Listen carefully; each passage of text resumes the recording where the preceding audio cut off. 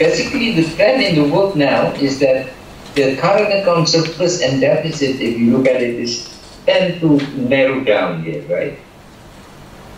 This is the worst. This is the period. Remember the first day when I explained what global imbalance, you know, where 70% of the global deficit come from the US. That's this story in 2005, 2006. You see the red one, which is the US.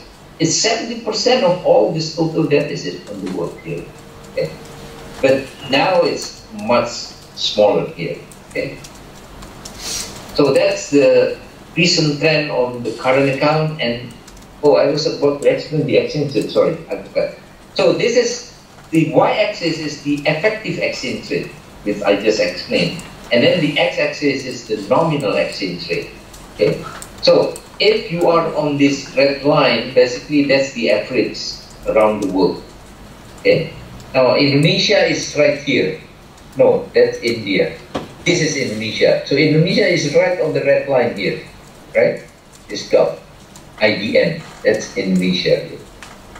So that means the change or the depreciation of the exchange rate in Indonesia, or the appreciation. So the change of the exchange rate nominal is basically proportional with the change in terms of the effective exchange rate.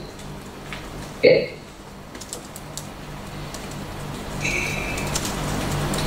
All right. Now, this chart shows the role of the fiscal sector, because if you go back to ISLM, okay, and you try to activate the ISLM model for policy purpose, you know very well you can use ISLM for either monetary policy or